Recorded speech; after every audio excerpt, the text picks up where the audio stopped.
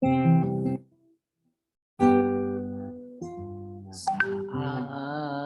ku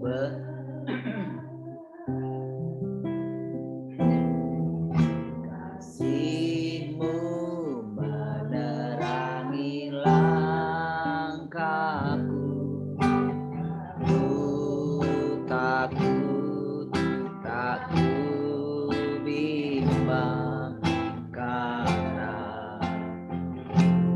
Kau bersamaku. Sekali lagi. Saat ku berjalan, kasih-Mu menerangi langkahku, aku takut, tak ku bimbang, karena Kau bersamaku.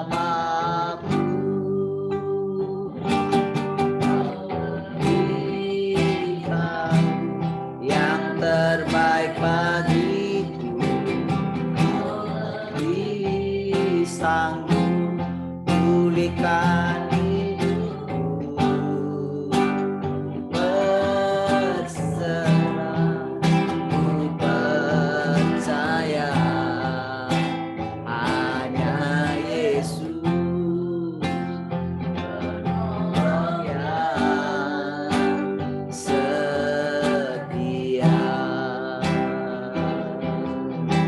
Sekali lagi dari awal. Saat ku berjalan,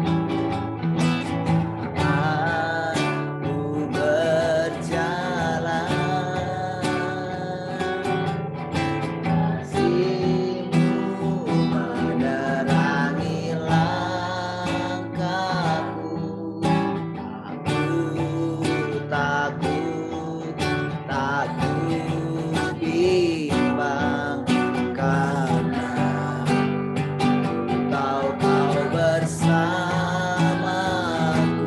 Sekali lagi katakan dari awal. Saat ku berjalan, kasih-Mu menerangi langkahku, aku takut, tak ku bimbang, karena Kau bersamaku.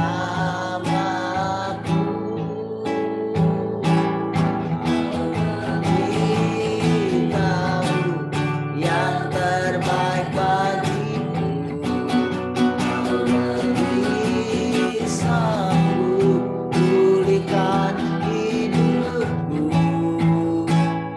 Berserah, ku percaya hanya Yesus penolong yang setia. Kau lebih tahu yang terbaik bagiku, sanggup pulihkan hidupku. Berserah, ku percaya hanya Yesus penolong yang katakan sekali lagi. Kau lebih tahu yang terbaik bagiku, Kau lebih sanggup pulihkan hidupku. Berserah, ku percaya hanya Yesus penolong yang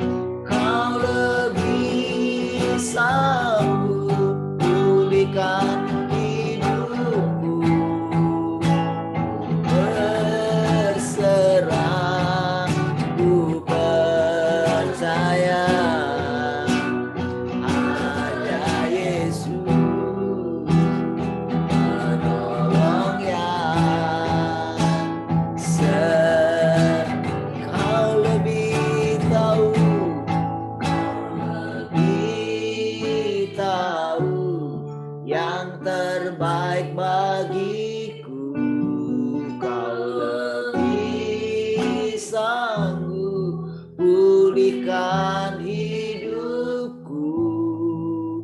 Ku berserah, ku percaya hanya Yesus penolong yang sekali lagi katakan, kau lebih tahu, kau lebih tahu yang terbaik bagiku, kau lebih sanggup pulihkan hidupku. Berserah, ku percaya hanya Yesus penolong yang setia, hanya Yesus, hanya Yesus penolong yang hanya Yesus, hanya Yesus penolong yang setia.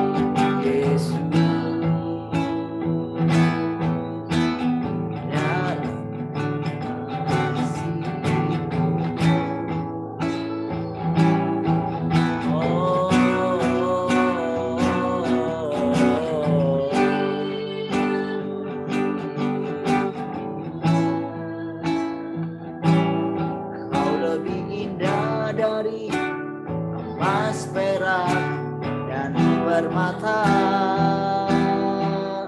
kau lebih mulia dari semua yang di dunia. Sungguh ku terpesona akan Engkau, Kaulah yang terindah, lebih berharga dari segalanya. Hanya Engkau,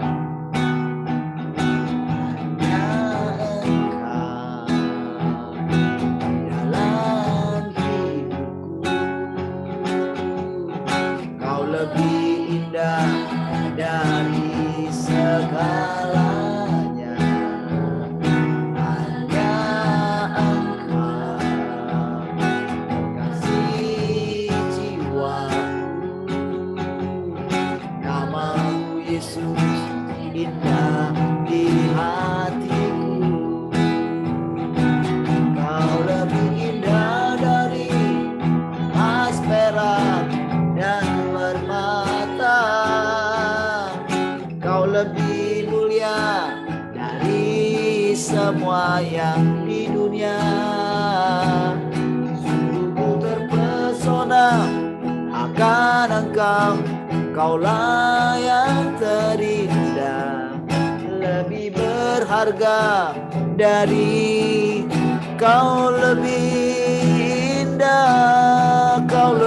indah dari emas, perak, dan permata. Kau lebih mulia dari semua yang di dunia. Sungguh ku terpesona akan Engkau, Kaulah yang terindah, lebih berharga dari segalanya. Sekali lagi dari awal katakan, hanya Engkau. Hanya Engkau di dalam hidupku. Kau lebih indah dari segalanya. Hanya Engkau kekasih jiwaku. Namamu Yesus indah di hatiku. Kau lebih indah dari emas, perak, dan permata. Kau lebih mulia dari semua yang di dunia. Sungguh ku terpesona akan Engkau, Kaulah yang terindah, lebih berharga dari segala. Katakan sekali lagi, Kau lebih indah. Kau lebih indah dari emas, perak, dan permata. Kau lebih mulia dari semua yang di dunia. Sungguh ku terpesona akan Engkau, Kaulah yang terindah, lebih berharga dari segalanya. Kau lebih indah dari emas, perak, dan permata. Kau lebih mulia dari semua yang di dunia. Sungguh ku terpesona akan Engkau, Kaulah yang terindah, lebih berharga dari segalanya. Lebih berharga dari segalanya. Lebih berharga dari segalanya.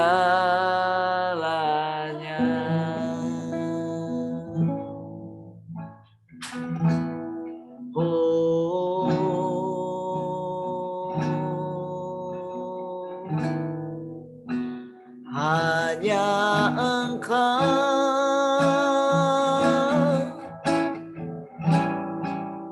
pribadi yang mengenal hatiku. Tiada yang tersembunyi bagimu.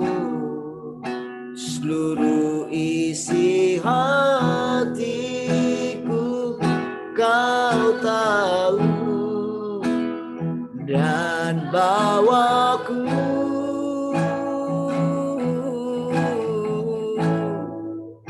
untuk lebih dekat lagi padamu, tinggal dalam indahnya dekapan. Katakan sekali lagi, hanya Engkau Tuhan, hanya Engkau,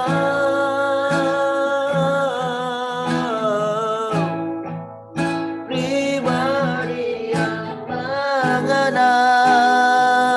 hatiku. Tiada yang tersembunyi bagimu.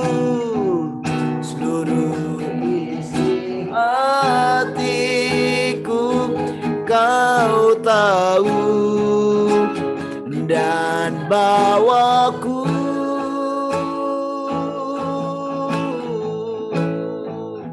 untuk lebih dekat lagi padamu, tinggal dalam indahnya dekapan.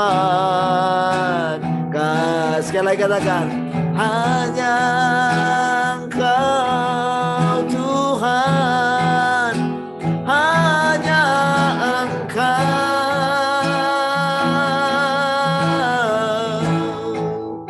pribadi yang mengenal hatiku, tiada yang tersembunyi bagimu, seluruh isi hatiku kau tahu, dan bawaku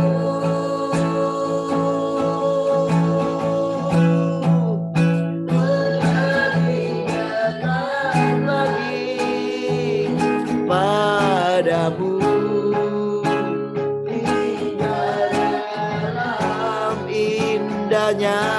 dekapan, kan tinggal dalam indahnya, tinggal dalam indahnya, tinggal dalam indahnya, tinggal dalam indahnya dekapan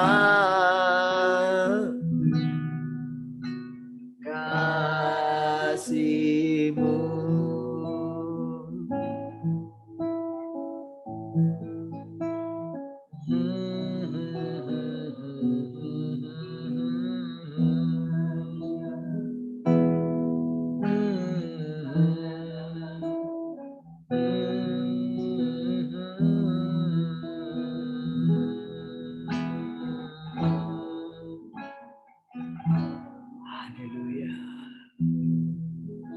Terima kasih Tuhan, kami bersyukur pagi hari ini.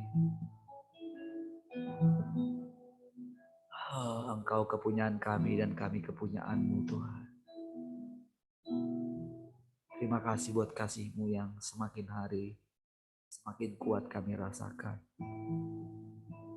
Tak ada yang dapat mengambilnya dari kami Tuhan. Tuhan, dengan perkataan-perkataan-Mu pagi ini, kami tahu akan terus meneguhkan hati kami. Kami aman dalam Engkau Tuhan. Tuhan, kami mau memandang wajah-Mu pagi ini. Puaskanlah kami dengan sinar kemuliaan.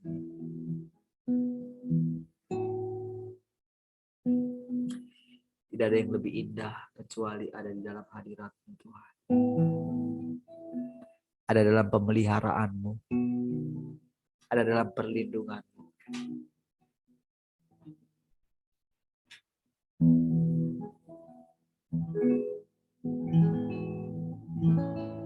Ku ingin tetap di sini, menikmati bait-Mu.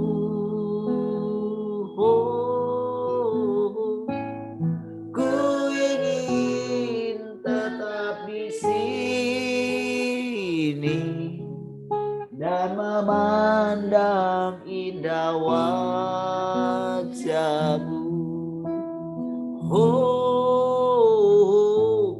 Ku ingin tetap di sini, menikmati bait-Mu. Ku ingin tetap di sini dan memandang indah wajah-Mu. wajah-Mu.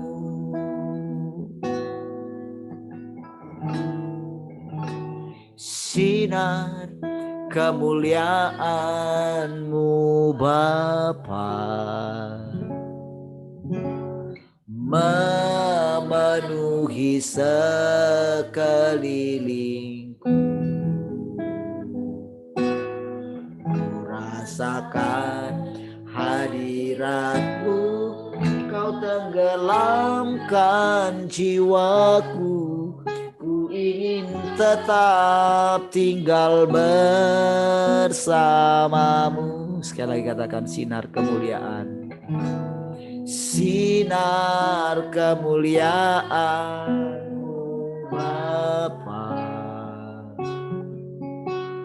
memenuhi sekelilingku. Ku rasakan hadirat-Mu, Kau tenggelamkan jiwaku. Ku ingin tetap tinggal bersama-Mu.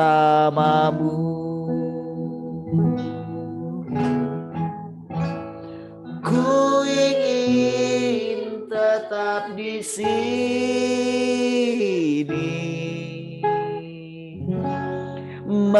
menikmati bait-Mu.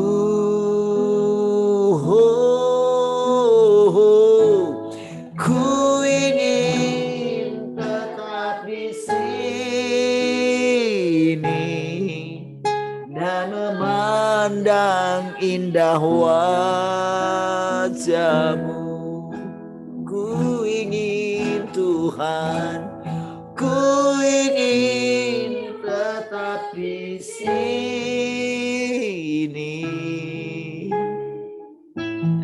menikmati bait-Mu.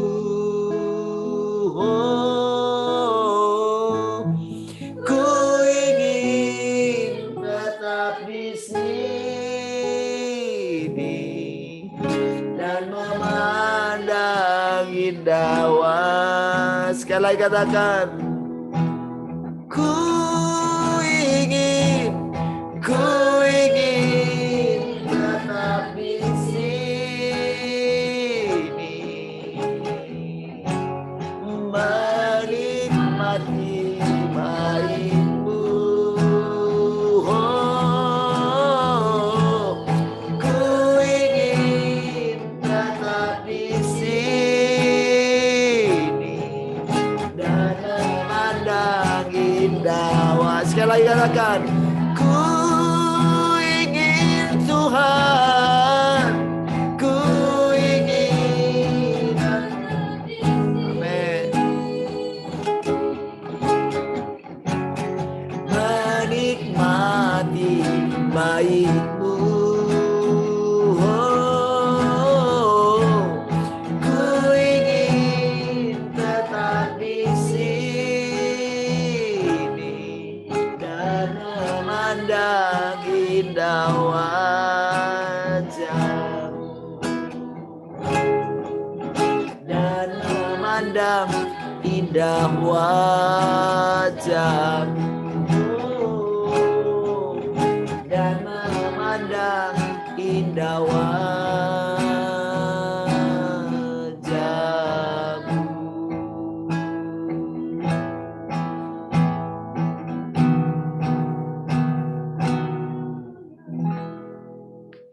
Terima kasih Tuhan, kami bersyukur pada silakan Engkau sampaikan isi hati-Mu bagi kami. Oh, biarlah kami dapat memandang Engkau makin lama makin jelas. Engkau yang mengenal hati kami. Haleluya. Kami bersyukur. Terpujilah Engkau Tuhan kekal selama-lamanya. Mari semua yang mengasihi Tuhan sama-sama katakan amin.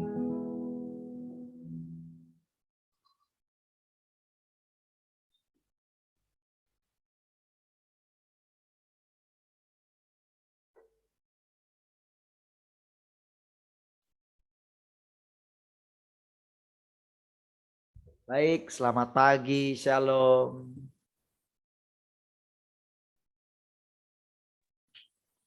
Selamat pagi, shalom.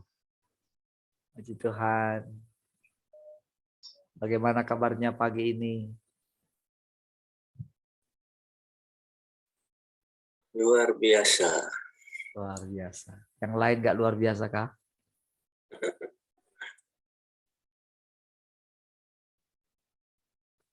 Shalom, bagaimana kabarnya pagi ini? Luar biasa.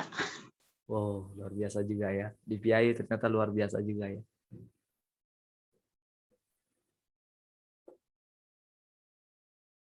Yang lain nggak luar biasa kah?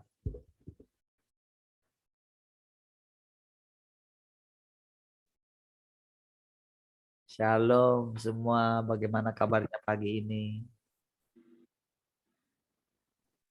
Iya, selamat pagi semuanya. Shalom. Luar biasa, Pak. Luar biasa juga. Mantap. Yang lain gimana kabarnya? Luar biasa kah? Luar biasa itu artinya tidak seperti biasanya. Kalau sama seperti kemarin, itu berarti saudara itu sedang ditarik kepada dunia. Di dunia nggak ada yang baru, saudara. Itu berulang-ulang saja. Walaupun saudara kemajuan teknologi semakin luar biasa ya. Saya cerita sedikit ya tentang kemajuan teknologi ya.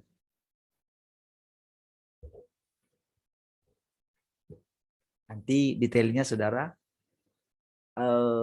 saya kirimkan kepada saudara. Ada yang sudah saya kirim, ada yang belum ya. Saudara, supaya saudara tahu sedikit sudah sampai di mana dunia ini. Saudara, seperti yang saya katakan bahwa segala sesuatu di dunia ini itu bisa ternyata sudah bisa dibuat gitu. Saudara, ada seseorang yang meneliti bukan dari orang Kristen gitu ya. Bagaimana bencana-bencana yang terjadi setelah terjadi ribuan tahun gitu. Dan memang saudara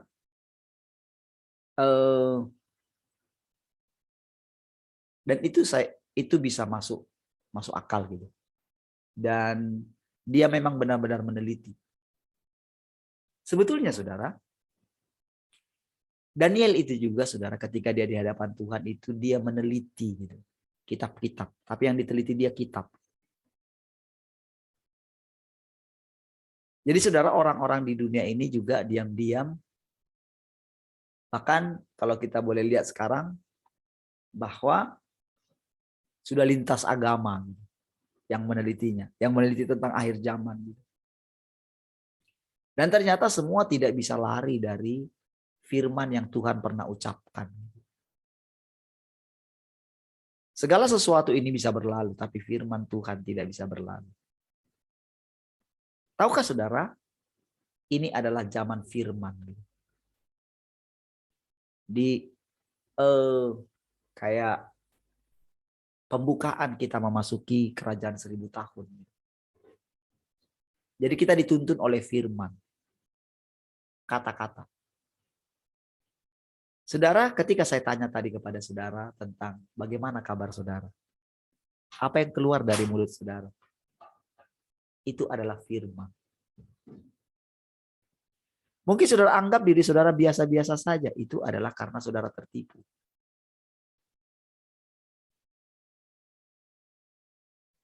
Karena saudara sedang mengikuti ritme suasana hati saudara.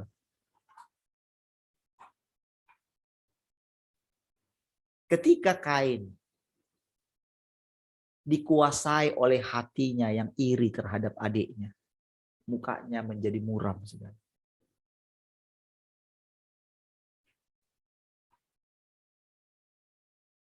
apakah kamu tidak bisa bersuka cita kalau kamu berbuat baik?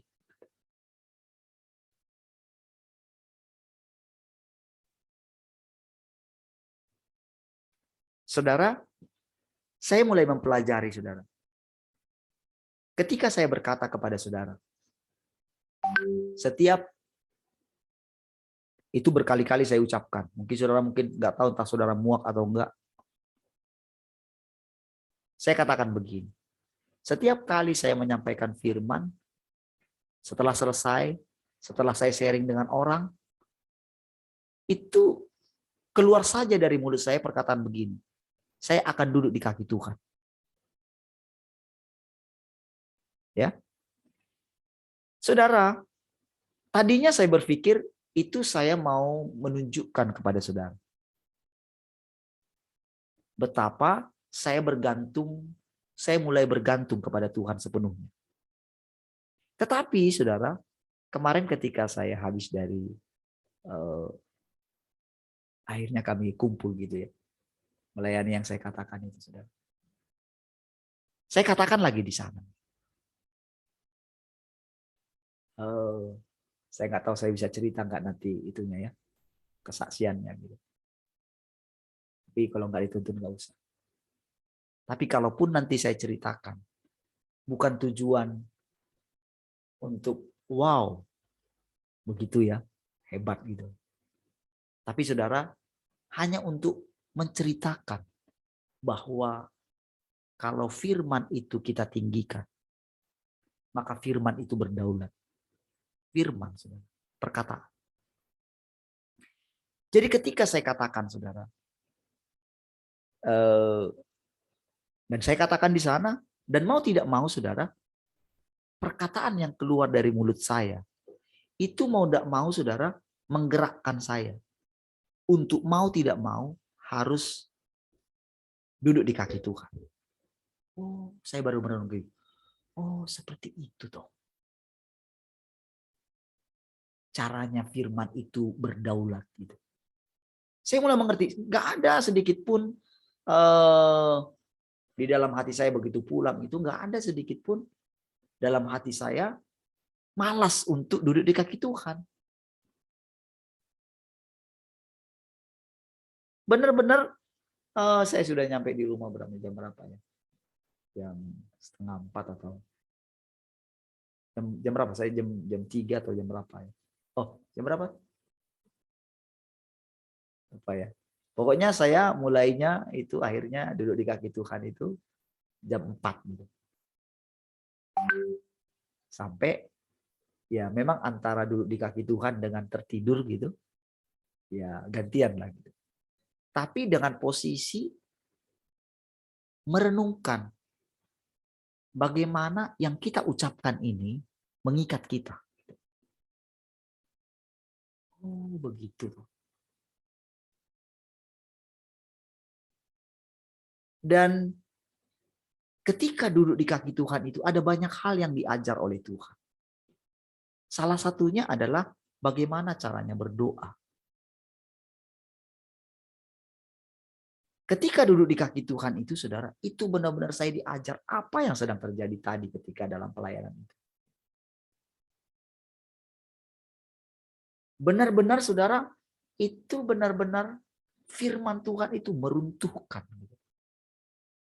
kesombongan, ketidaktahuan, ketidakpedulian, bahkan mau tidak mau orang harus ngambil keputusan saat firman dilepaskan. Dan pada waktu itu, saudara, karena memang sebelumnya saya sudah menanti-nantikan.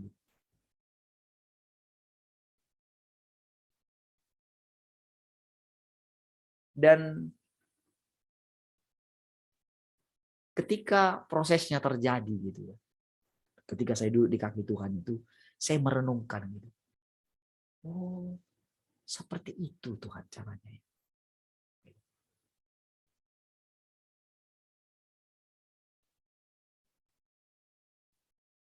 Benar-benar saya kagum dengan kedaulatan firman Tuhan. Saudara, seperti janji saya tadi, saudara, saya coba cerita dulu, saudara. tentang apa yang sedang terjadi hari-hari ini. Saudara, ada beberapa yang saya kirim kepada saudara tentang kemarin sih hanya kepada 2 orang yang saya kirim. Tentang apa yang terjadi kemarin saya cerita itu di bandara itu. Bagaimana orang menceritakan yang sesungguhnya, tapi malah ditangkap.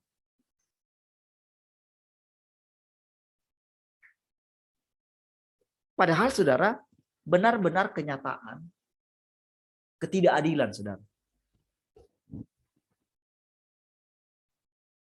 Ngomong keadilan bagi seluruh rakyat Indonesia, tapi di situ jelas-jelas terpampang. Itu kan etalasenya bangsa kita. Itu masuk. Ketika masuk para TKW, TKI yang pulang, ternyata mereka oleh karena peraturan, dan peraturan itu dipelintir. Saudara, dengan mudah mereka bilang, Wisma Atlet hanya untuk ASN, anggota dewan, dan keluarganya. Dan semua saudara dari yang saya kirim itu saudara, itu banyak mengirimkan video-video.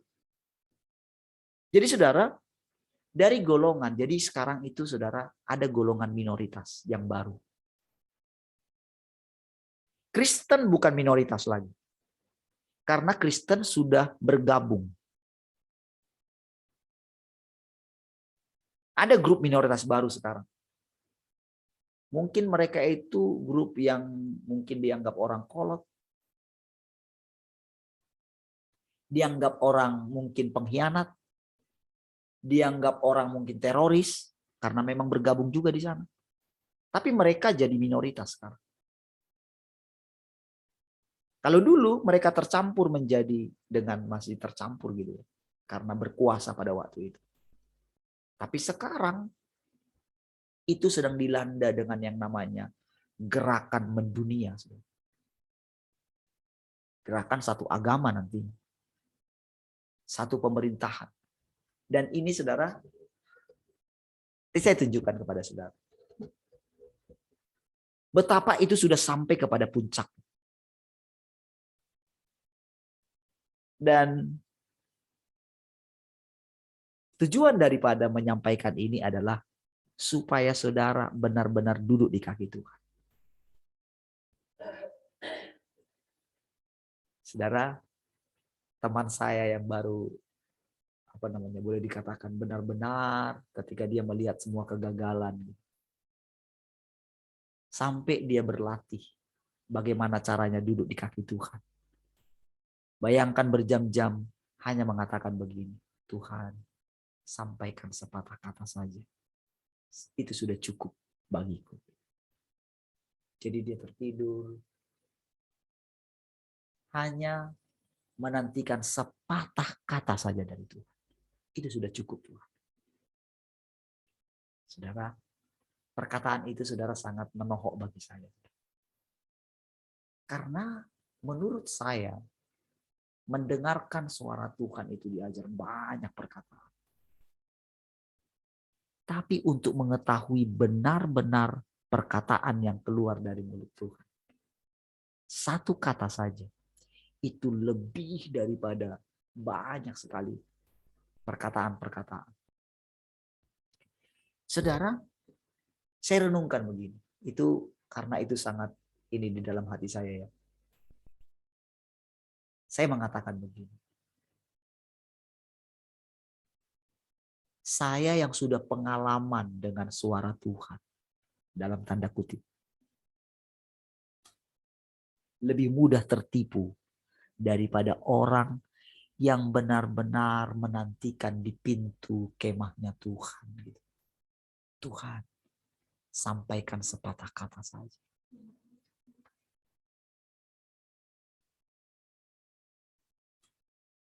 Saudara, kata itu terngiang-ngiang, saudara, sehingga ada hal yang dari perkataan itu, saudara, sangat membuat satu pertobatan. dalam hati saya. Nah, saudara,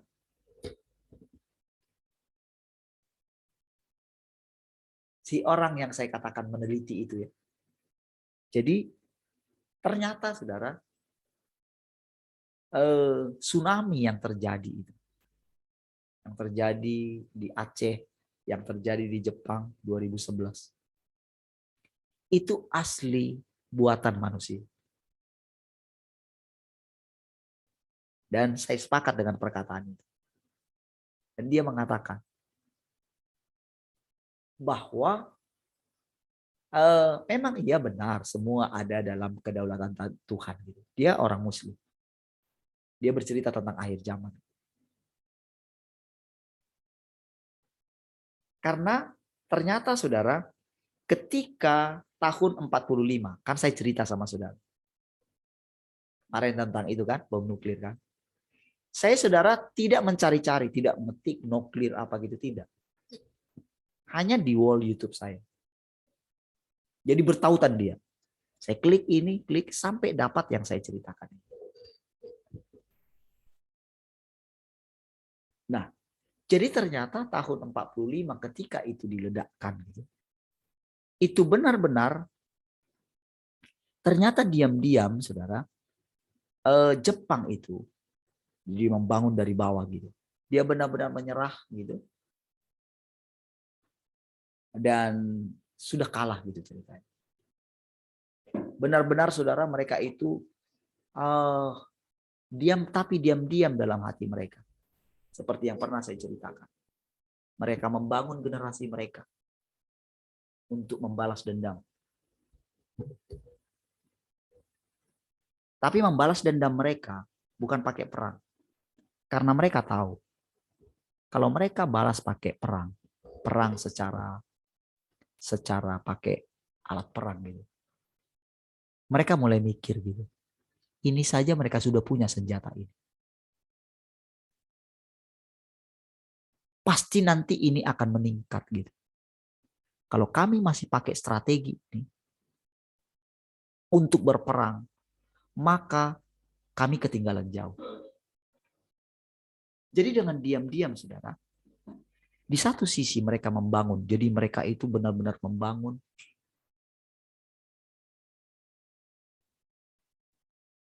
industri. Mereka benar-benar dengan sekuat tenaga mereka terus sampaikan kepada dengan keras mendidik anak-anak mereka. Karena mereka terpuruk sekali.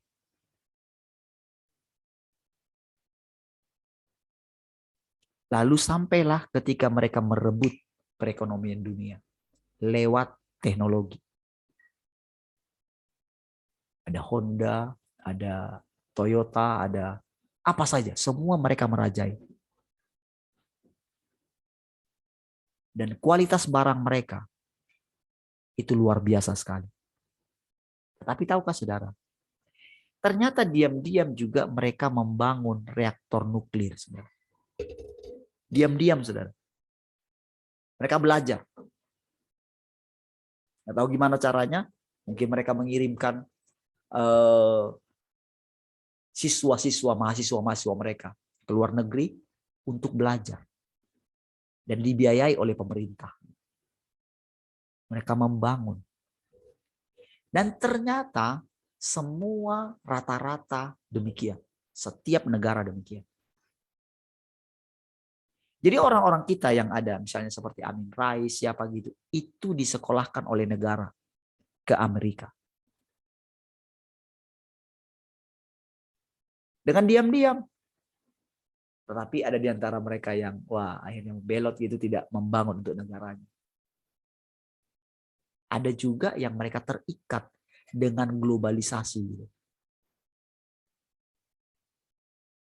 Ya. Jadi seperti itu sekarang sih.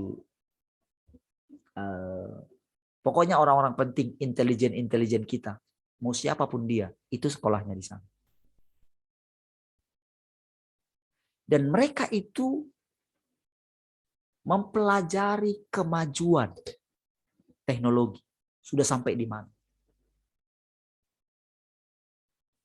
Dan jadi ketika mereka kembali mereka itu orang-orang pintar. Jadi banyak di antara mereka mungkin nampaknya wow, enggak ada apa-apanya. Itu mereka orang-orang pintar. Tapi ingat ya, orang pintar di dunia. Saudara, sehingga saudara, ketika terjadi saudara, kemarin tsunami itu, jadi tahun 60-an saudara, ternyata Rusia itu sudah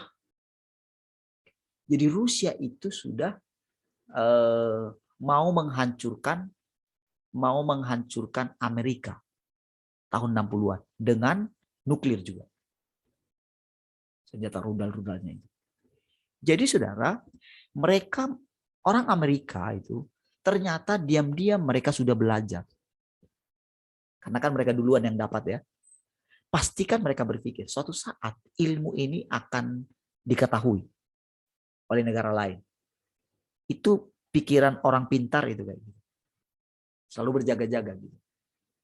Karena itu racun yang mereka makan dari dulu. Persaingan. Mereka tetap ingin menjadi adik kuasa. Jadi saudara, ternyata diam-diam mereka bangun gitu. Jadi itulah awal mulanya ada namanya Iron Dome. Jadi di Indonesia juga ada, saya dengar-dengar sudah ada juga dibangun Iron Dome juga. Itu nggak kelihatan, itu seperti bahasa sederhananya itu kayak frekuensi lah.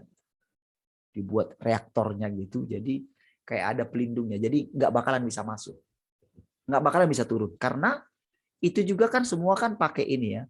Jadi ketika rudal itu misalnya masuk gitu, itu kan semuanya kan ada itunya, ada kontrol-kontrolnya semua. Jadi begitu masuk, kontrolnya itu kacau gitu. Jadi sama seperti yang dilakukan Cina. Jadi Cina itu lebih gila lagi. Dia itu buat di seluruh, jadi dia lewati jarak di atas ambang batasnya atmosfer itu ya, di atas itu dilewati. Jadi bukan lagi daerah teritori daripada satu negara gitu. Sudah lewat di atasnya. Jadi mereka sudah membangun senjata-senjata dan mereka sudah ucapkan itu.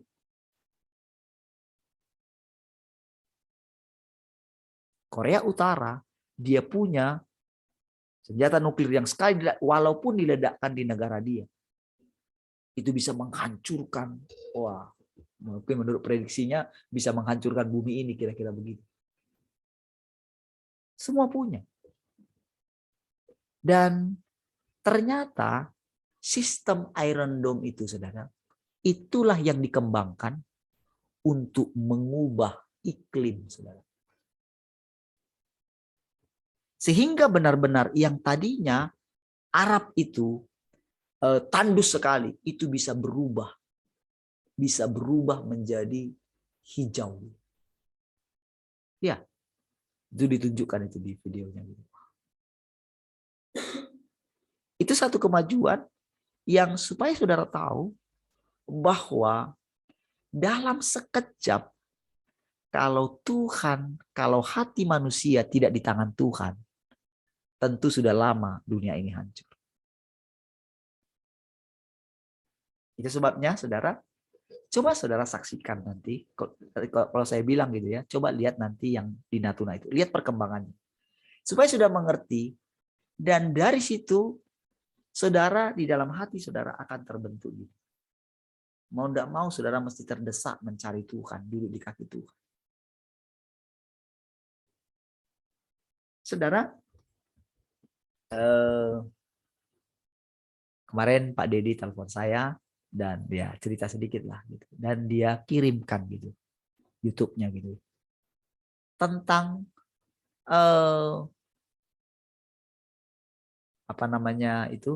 web 3.0 ya. Nah itu ternyata itu, dan setelah saya coba ini ya, bagaimana dengan dihubungkan dengan metaverse gitu. Saudara, ternyata metaverse itu saudara itu lebih gila. Tahukah saudara? Jadi sudah ada dunia virtual yang benar-benar kopian daripada dunia kita sekarang. Nggak perhatikan sih. Ini tujuan saya saudara supaya saudara mengerti dan benar-benar mendesak duduk di kaki Tuhan. Sadarilah bahwa kita ini nggak mungkin lepas dari dunia kalau saudara nggak duduk di kaki Tuhan. Nggak mungkin lepas. Kalau nggak latih duduk di kaki Tuhan, nggak bisa lepas. Karena apa, saudara? Sekarang ini, saudara, kita itu nggak ngerti bagaimana caranya hidup bergantung sepenuhnya kepada Tuhan. Selalu ada di dalam kita itu ingin menyelamatkan nyawa kita. Dan itulah musuh paling besar. Bukan iblis. Iblis udah kalah. Tapi walaupun dia kalah, efek daripada kerusakan yang dibuatnya hampir permanen. Maksudnya kalau permanen, sudahlah. Diselesaikanlah. Itulah artinya pembinasa keji itu sudah tampil, atau si pendurhaka itu. Kalau saudara lihat, saudara, bagaimana dikatakan, kan di akhir zaman yang dikatakan itu, patung itu akan disembah katanya kan. Patung itu maksudnya, saudara, itu bukanlah kayak patung berhala, bukan. Itu kemajuan teknologi. Di mana ketika kita nggak rela kehilangan nyawa, pasti akan mencium patung itu. Walaupun saudara tidak menciumnya.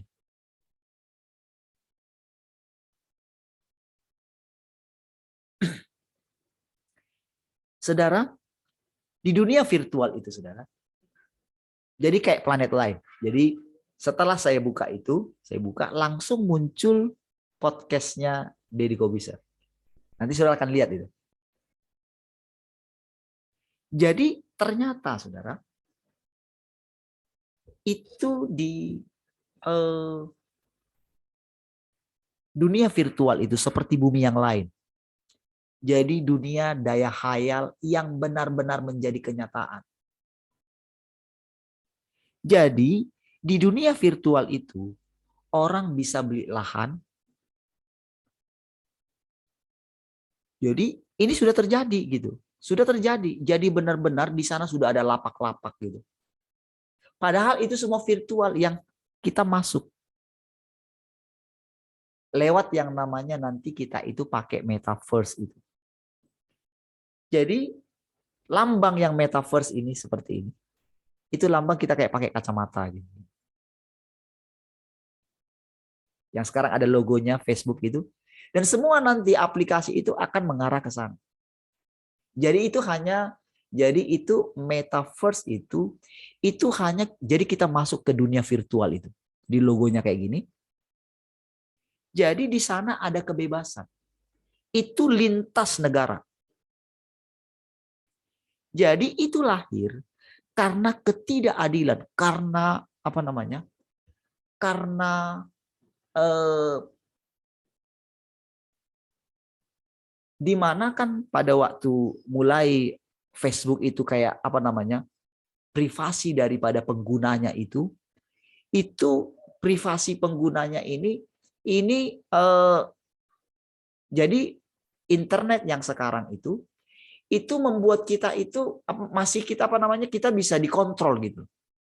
Tetapi nanti di metaverse itu atau web 3.0 nanti udah berkembang ke situ, itu kita itu bisa melindungi privasi kita. Jadi tidak kita dikontrol gitu. Kalau sekarang itu kalau misalnya kita itu posting sesuatu di YouTube misalnya atau Instagram misalnya. Jadi kalau itu tidak sesuai dengan pemerintah, jadi YouTube ini masih bisa dikontrol oleh pemerintah. Ya, nah jadi begitu misalnya kita posting di YouTube, nah konten kita itu tidak sesuai dengan yang di ini, itu boleh dihapus dia. Tiba-tiba channel kita itu dibatasi atau mungkin nanti suatu saat diputus. Sama dengan FB. Kalau kita posting di sana misalnya firman Tuhan yang tidak sepaham dengan yang lain, kalau kita menyampaikan mungkin kebenaran, orang itu tidak terima lalu dilaporkan. Kan ada kan laporkan katanya kan. YouTube juga ada gitu. Coba lihat saudara lihat laporkan katanya. Jadi begitu sudah cukup laporannya, itu punya kita akan di-ban langsung. Tetapi nanti di 3.0 ini, itu tidak ada seperti itu. Bebas. Tapi tahukah saudara, kebebasannya ini benar-benar bebas. Sampai begini saudara. Jadi arti daripada metaverse itu, sampai kita itu bisa berinteraksi dengan seluruh dunia. Oke? Dengan seluruh dunia kita berinteraksi, sampai kita bisa mengaplikasikan dunia sosial yang sekarang ini seperti ini.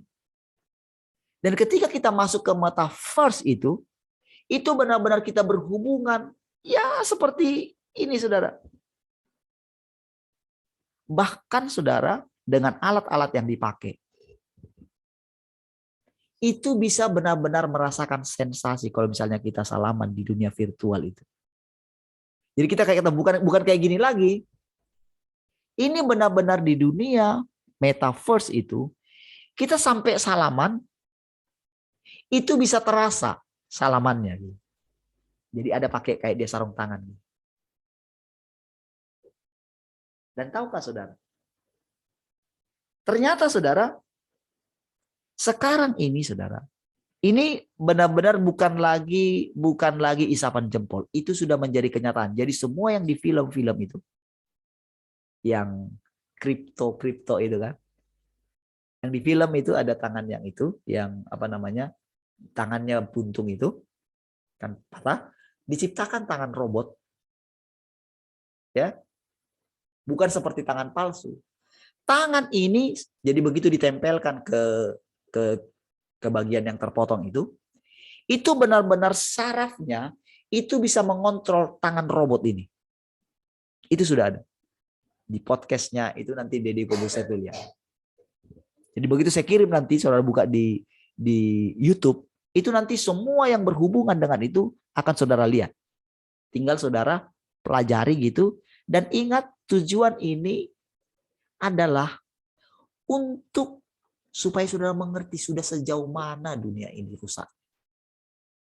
Sampai-sampai saudara bayangin, kalau sudah seperti itu, kalau sudah ini kan, hal-hal apa saja yang bisa terjadi. Ini akan dipakai oleh dunia pornografi. Karena apa? Sampai bisa, soalnya bersentuhan. Itu langsung ditanyakan sama si Deddy Corbuzier. Tapi Deddy Corbuzier itu cerdik, dia tanya begini. Menurut kamu, dia bilang, karena dia tuh dokter gitu. Yang ditanya, dia itu masih muda gitu. Kira-kira kamu mau masuk dunia itu gitu?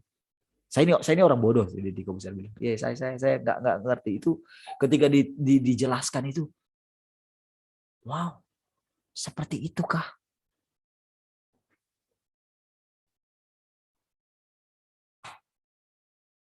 Kira-kira kamu mau masuk seperti itu katanya? Ya kamulah dulu katanya. Dia bilang. Jawaban dia. Ya mau gimana? Dia nggak langsung bilang mau. Karena juga kan itu benar-benar gimana ya?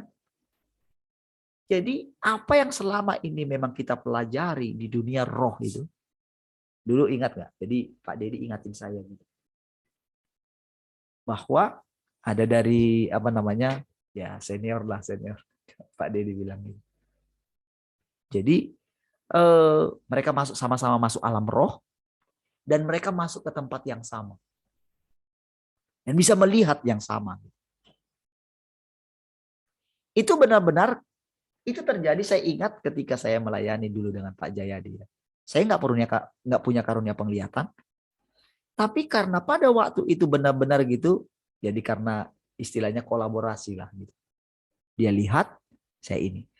Tapi pada waktu itu benar-benar saya terima dia. Ya.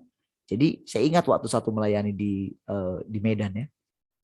Apa yang dilihat dia? Saya nggak punya karunia penglihatan. Tapi dia pun cari-cari juga itu karunia penglihatan. Bukan murni seperti Bu Rahel. Ya. Nah, jadi dia ini ketika dia lihat gitu, ketika disebutkan saya melihat ini, itu persis yang saya lihat. Oh. Sekarang saya mulai mengerti. Oh, ternyata semua apa yang kita imani, percayai, itu akan menjadi kenyataan. Gitu. Oh, saya ngerti. Dulu saudara, sampai sempat saya bicara dengan teman ya. Pernah juga ya sama teman pendeta ya, gembala juga dulu. Itu sampai dia bilang begini. Karena dulu kami sering karena membicarakan tentang hal-hal alam roh gitu ya. Akhirnya terbersit dalam pikiran begini. Kita nggak perlu ngopi secara ini, secara apa namanya, secara nyata gitu. Kita bisa ngopi di alam roh gitu. Karena punya pemikiran seperti itu. Dan tahukah saudara, metaverse ini membawa manusia ke dunia virtual tapi sangat nyata. Lihat game-game. Game sekarang itu mereka bisa bermain dengan seluruh penduduk dunia. Dan mereka benar-benar itu masuk ke dunia lain. Jadi apa yang dikatakan itu mungkin merebut ini, merebut itu. Itu di metaverse itu benar-benar nyata. Misalnya beli lahan, itu beli lahannya asli. Makanya sekarang ini saudara, sekarang ini mulai ada namanya robot. Robot apa namanya Pak Dedi? Yang untuk saham itu, robot apa namanya? Robot trading. Robot trading. Ya, cukup. Jadi nanti jadi semua di metaverse itu jadi bisa kita misalnya kita kalau mau pasang billboard gitu. Jadi nanti di situ jadi misalnya itu jadi kayak buat satu dunia baru, kayak bangun satu dunia baru tapi dunia virtual. Tapi benar-benar dunia virtual ini benar-benar menjadi nyata. Dengan memakai itu benar-benar nyata. Jadi lahannya sih mungkin ya lahannya namanya di awang-awang gitu loh. Karena kan virtual. Gitu. Tapi tahu nggak? Itu benar-benar dibeli dan harga sekarang. Jadi sama kita misalnya kalau misalnya kota baru, ibu kota baru yang akan dibangun gitu. Ibu kota baru yang akan dibangun itu sekarang itu kan diam-diam orang beli tanah di sana. Karena nanti begitu sudah pindah ke sana, itu nanti harga tanah akan naik. Tahukah saudara? Itu si Facebook sampai tiap tahun itu invest untuk itu. Jadi investnya itu gini. Jadi dia mempekerjakan untuk tahap ini ya dari setiap negara 10.000. Bayangin. Dia rela bayar itu saudara. Makanya sekarang saudara lamaran kerja itu bisa itu lamaran itu pakai virtual, pakai ini aja semua, pakai online aja semua. Dan dia tidak perlu kerja di pusatnya atau di mana, dari rumahnya, kantornya dari rumahnya. Sekarang YouTube itu begitu sudah. Apalagi semenjak ada namanya wabah itu saudara, pandemi. Saudara mereka sadar, saudara semua itu bahwa itu benar-benar pandemi. Sudah sadar. Kita aja yang ini loh saudara. Kita kebanyakan apa namanya? Karena kita boleh dibilang gini ya, sudah dibutakan gitu. Jadi di penjara sebetulnya. Tapi sudah kayak gitu pun nggak berniat mencari Tuhan. Nggak tahu, inilah yang sedang dibuat. Jadi sebetulnya kita ini sedang ada di puncak benar-benar malapetaka. Tapi oleh karena kita masih bisa jual beli, masih bisa makan dan minum, kawin dan mengawinkan. Itulah Yang dikatakan, jadi kalau dulu benar-benar kawin mengawinkan gitu, pokoknya hidup ini ya. Sekarang ini benar-benar saudara kita dibutakan dengan bagaimana orang-orang dunia ini, mereka itu telah membuat kita itu nggak perlu Tuhan nanti, karena kita masing-masing adalah Tuhan. Sampai dibuat seperti itu. Jadi kita ini nantinya saudara ada di dunia lain. Jadi saudara, jadi mereka beli lahan itu. Jadi nanti kan itu kayak saham jadinya. Jadi mereka yang akan membangunkan, jadi lahan kosong dibeli gitu. Oke. Lahan kosong itu dibeli. Nanti orang akan bangun di sana. Akan dibangun di sana misalnya nanti apa gitu. Jadi misalnya itu kan sudah ada jalannya itu. Ada jalannya semua.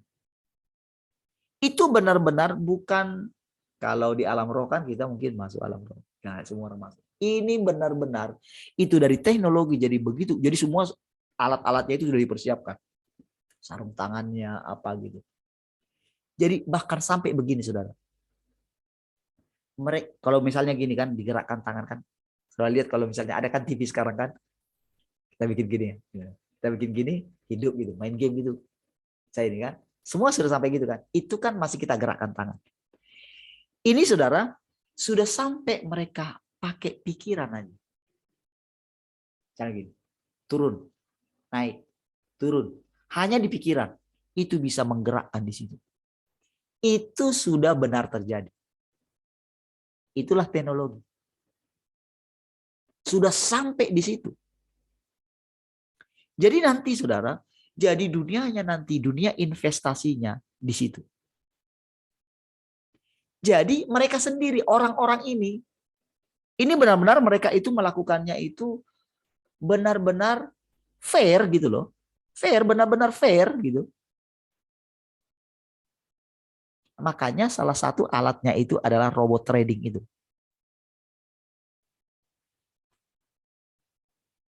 Saudara, mungkin sejauh ini kalau saudara tidak mengerti tentang bagaimana cari dulu kerajaan Allah. Sebetulnya bukan cari dulu.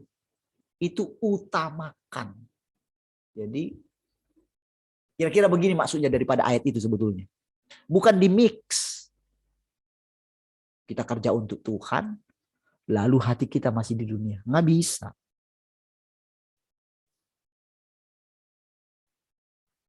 Saudara pikir nanti nggak masalah dengan robot trading itu. Tapi sebetulnya ujung-ujungnya saudara sedang menyerahkan hidup saudara kepada mereka. Mereka yang akan atur, udahlah kamu aman aja. Kami akan atur semua. Tapi nanti di situ saudara, di metaverse itu, jadi dia akan ceritakan, ini nanti dia akan ini. Jadi makanya nanti pengguna daripada Facebook itu sudah berapa miliar ya, 5 miliar saudara. Jadi pengguna Facebook itu akan dialihkan ke sana lewat nanti iklan-iklan mereka. Dan mereka akan diberikan kemudahan di awal. Supaya apa? Supaya banyak orang yang masuk ke situ. Jadi begitu nanti kita pakai nanti alat itu. Jadi kita benar-benar seperti ada di dunia itu. Jadi kita ini akan lupa dengan dunia yang nyata ini. Begitu masuk ke situ. Sebetulnya kan lewat handphone kan kita sudah digiring juga.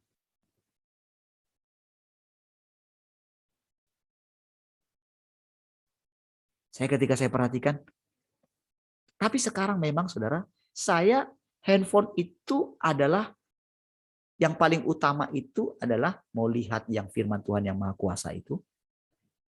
Itu pokoknya saya baca terus gitu. Kali-kali ya, terus karena saya tahu itu benar-benar menuntun gitu. Firman Tuhan yang Maha Kuasa itu benar-benar berbeda sekali. Kalau boleh saya katakan benar-benar di atas Alkitab. Karena Alkitab itu di zaman yang kemarin. Tapi ini menjelaskan tentang Alkitab. Jadi saudara, terus juga dari WhatsApp gitu. Kalau Facebook saya kan sudah keluar juga, saya nggak aktif lagi. Saya dari handphone saya sudah di ini. Cuman ya masih aktif gitu ya. Karena nggak tahu bisa dihapus permanen nggak, saya nggak tahu juga ya. Saya belum terpikir, saya belum ini ke sana gitu. Tapi sudah keluar gitu, sudah nggak pernah lagi di situ ya. Jadi sekarang itu YouTube itu pun karena kita posting di situ. Itu saja. Ya, saya ikuti karena suatu saat yang kita sampaikan ini akan dipelajari karena kan makin bebas gitu. Firman Tuhan yang kita dengar setiap hari ini akan dicari orang gitu. Ya, suatu saat pasti akan dicari orang. Nah, saudara, jadi saudara, ketika apa namanya, jadi orang akan dibawa masuk ke situ. Gitu. Jadi misalnya gini, dia sudah punya lahan nih, lalu mereka menawarkan, oh ada yang mau bangun itu di sana, kayak bangun bangunan gitu loh, bangun misalnya minimarket, gitu. Virtual kan minimarketnya. Tapi lewat minimarket yang di situ, itu akan seperti gini, seperti kita belanja online. Tetapi itu karena ada di situ, jadi misalnya itu sudah jadi pusat kota metropolitan gitu. Jadi di situ akan dibuat gitu. Sama seperti pembangunan kota baru secara fisik gitu. Tapi mereka secara virtual gitu. Dan mereka yang akan atur dan mereka akan lapor. Ini benar-benar saudara, benar-benar kalau kita lihat nggak apa-apa. Tapi kalau saudara duduk di kaki Tuhan dan mengerti apa arti rela kehilangan nyawa, baru saudara tahu.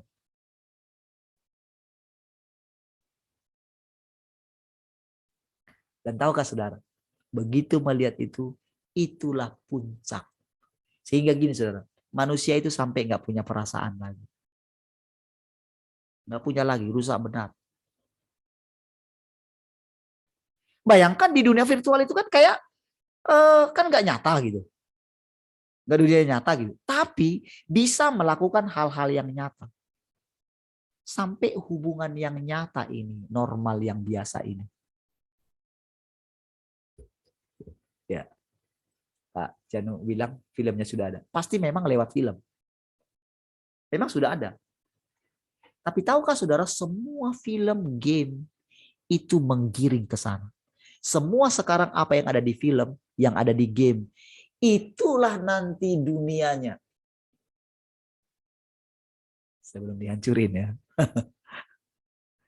Kan kalau kita lihat sekarang kan, coba begitu dihancurin aja, istilahnya internetnya kan habis semua kan. Kemana? Dunia habislah. Karena mereka saling menghancurkan. Jadi sambil perhatikan juga bagaimana seperti saya katakan itu di Natuna itu. Tapi dari sini kita melihat, ini saudara kalangan anak-anak kita. Kalau kita mungkin sudah jadul kan. Saya kebetulan saja saudara, kebetulan saja ini karena kita benar-benar duduk di kaki Tuhan, sampai di dalam hati saya begini. Jadi Tuhan, gimana menolong orang yang kayak gini? Itu benar-benar saudara, Tuhan itu tidak ada lagi dalam hati mereka. Itulah kerusakan yang diakibatkan teknologi ini terhadap anak-anak kita. Karena saudara di sana bisa mengembangkan otak mereka, saudara. Makanya sempat mereka masuk di dunia game itu langkah masuk mereka pasti begitu mereka masuk di situ. Karena apa, saudara? Jadi mereka bisa bebas berkreasi tanpa peduli yang lain. Jadi mereka sudah masuk dunia yang lain. Kan itu juga masalah ketika kita masuk ke alam roh kan.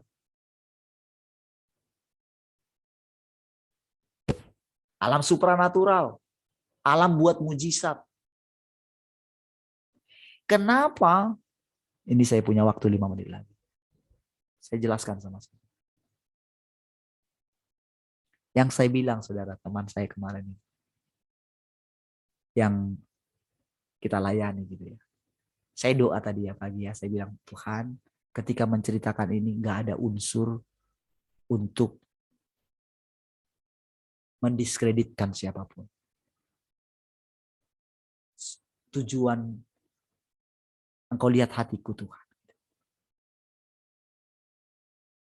Supaya benar-benar bisa menceritakan bagaimana firman itu berdaulat. Saya kan sudah cerita sama saudara. Ketika saya tahu berita itu dan mereka tidak punya solusi untuk itu. Dan kalau saya memang nggak ada di situ, mereka sudah sepakat, mereka akan ambil solusi yang salah. Tapi pada waktu itu ketika saya lihat situasi itu dan mereka bicara di luar. Karena pada waktu itu, karena mereka kan satu tim gitu. Saya tidak masuk di tim itu. Jadi anak daripada pendeta ini yang pernah datang kemarin ke sini itu, dia kan sudah cerai gitu. Dan dia kan ya bapaknya pendeta gitu.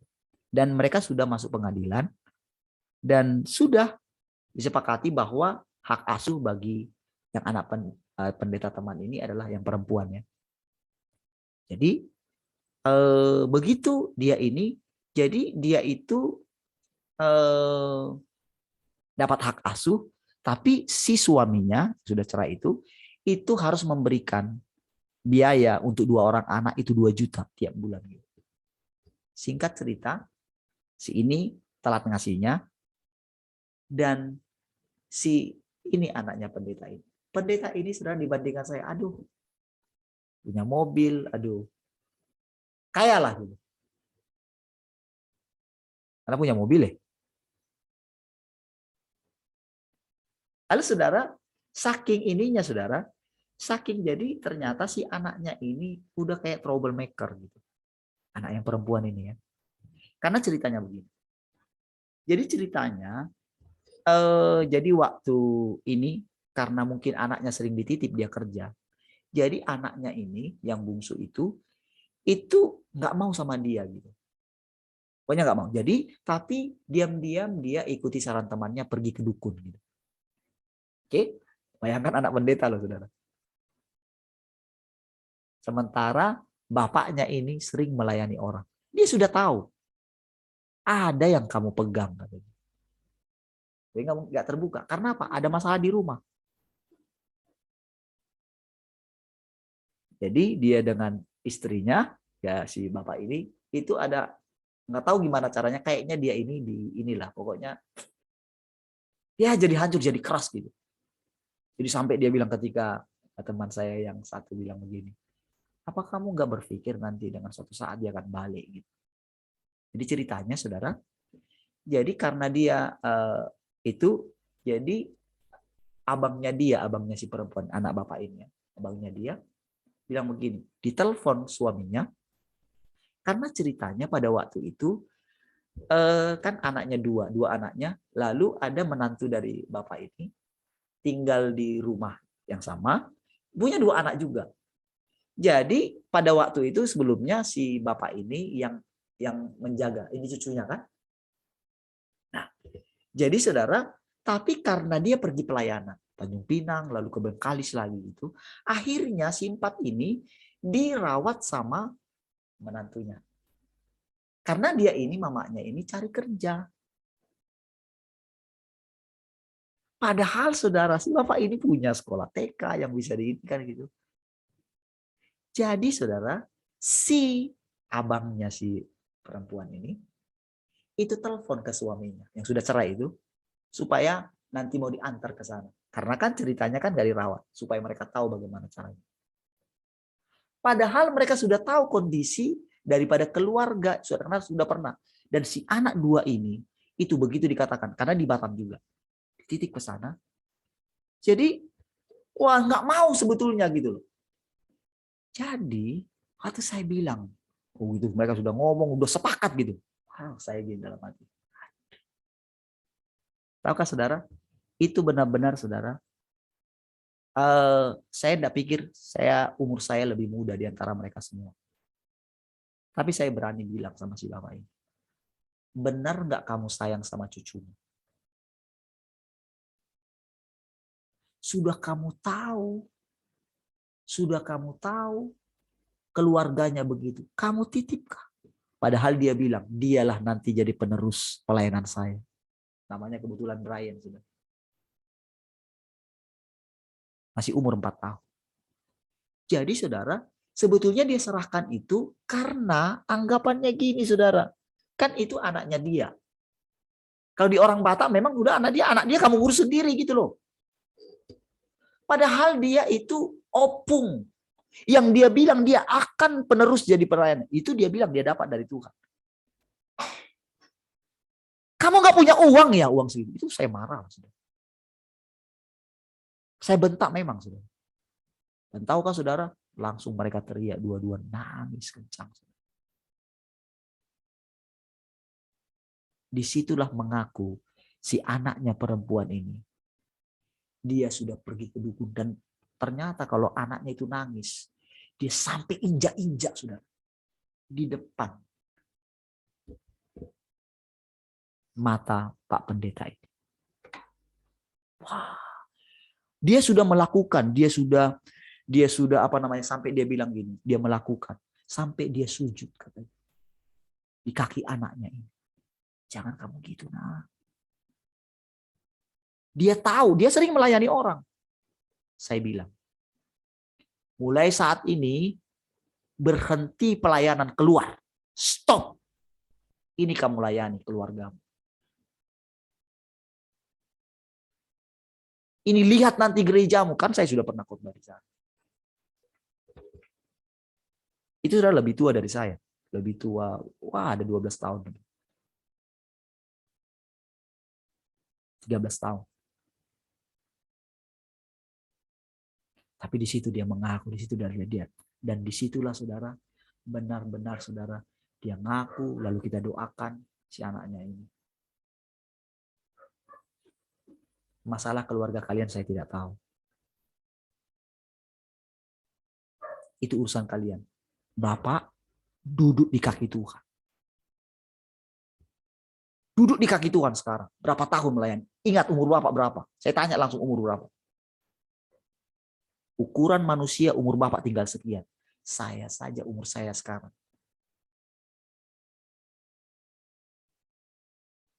Saudara, ketika saya lihat itu saudara.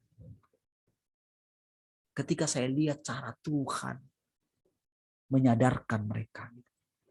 Cara firman Tuhan. Dia berdaulat gitu. Saya bilang Tuhan. Kalau saya ada sungkan. Karena mereka semua sudah ini. Jadi ketika saya bilang begitu, dia nggak mau mengampuni suaminya. Kalau kamu nggak bisa mengampuni, jangan bilang kamu orang Kristen. Jangan bilang kamu anaknya Tuhan. Kamu ini anaknya iblis. Itu langsung saudara. Nggak ada ini. Karena apa? Dia keras sekali. Tadinya dia. Tapi tahu nggak saudara? Perkataan yang sekeras itu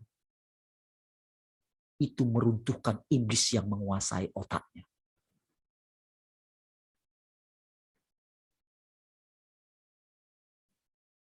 Sepanjang itu dia menangis dan terakhir saudara, dia peluk bapaknya. Pak, saya minta ampun ya Pak. Saya sudah buat Bapak susah terus. Puji Tuhan saudara. Mertua saya menganggap cucu-cucunya sebagai anaknya. Dan itu saya bilang, tahu enggak mertua saya bilang. Enggak pernah dia pikir. Jadi si anak ini saudara karena anaknya dititip. Dia berpikir dia kerja keras banting tulang. Supaya dia kirim sama bapaknya. Padahal bapaknya itu enggak butuh uang saudara. Dia kaya. Tapi bapaknya ini kok bisa dia bilang penerusnya. Tapi kenapa dia enggak mempersiapkan. Malah dia mau kirim ke bapaknya yang hancur. Di situ saya ingat saudara. Seandainya bapak ini mertua saya. Sini anak. Ya. Kamu pergi silakan. Sini anak. Itu yang akan dilakukan mertua saya. Dan itu saya bilang kepada bapak itu. Apa sih uang 2 juta sudah? Tiba-tiba sudah dalam pikiran saya. Untung saya nggak ngomong kayak gini. Kamu nggak mau. Karena rencananya juga anak yang perempuan itu mau dititip ke yang lain. Maksudnya itu ada temannya, sudah sampai kayak gitu, sudah janjian loh, sudah. Ada temannya yang pengen punya anak. Jadi anaknya ini kayak pemancing gitu. Sudah mau terjadi itu, sudah. Tapi hari itu semua berubah. Karena apa, saudara? Kita duduk di kaki Tuhan. Dan mereka tidak tersinggung, saudara. Ketika kata-kata keras loh kata-kata. Kalau ada rekamannya mungkin saudara kaget. Gitu. Saya nggak pernah melayani seperti itu. Tapi tahukah saudara? Di balik kekerasan itu ada kasihnya Allah. Saya percaya hari itu, itulah awal. Inilah kado Natal buat kalian. Lihat jemaat, banyak anak-anak muda di sana. Nanti saya undang dia bicara di sini. Mungkin ya tahun depan atau pasang. Kita lihat nanti hasilnya. Apakah benar-benar perkataan Tuhan benar-benar seperti perkataan yang pada perempuan Samaria. Kalau engkau minum air yang kuberikan kepadamu. Kalau engkau tahu siapa dia yang berbicara kepadamu. Niscaya engkau sudah minta kepadanya. Inilah yang sedang datang di tengah-tengah kita, saudara. Melalui siapa? Itu ada di mulut saudara. Tapi terapkan firman Tuhan, saudara. Duduklah di kaki Tuhan. Kalau teman saya dia itu sampai menantikan satu kata. Dia benar-benar seperti orang bodoh. Tapi begitu dia temukan satu kata itu cukup merubah. Si perwira itu bilang, sampaikan saja sepatah kata Tuhan. Itu sudah cukup. Saudara, hari-hari ini saudara tidak tahu bagaimana caranya dunia menipu saudara. Saudara tidak kenal betapa rusaknya saudara. Dan saudara jangan menganggap diri saudara sudah lepas. Ketika saudara duduk di kaki Tuhan, saudara akan mengerti siapa saudara sesungguhnya. Baik saudara, sudah lewat 8. Saudara. Mari kita berdoa. Ini yang Medan gimana? Jadi nanti sore Pak Janu gimana?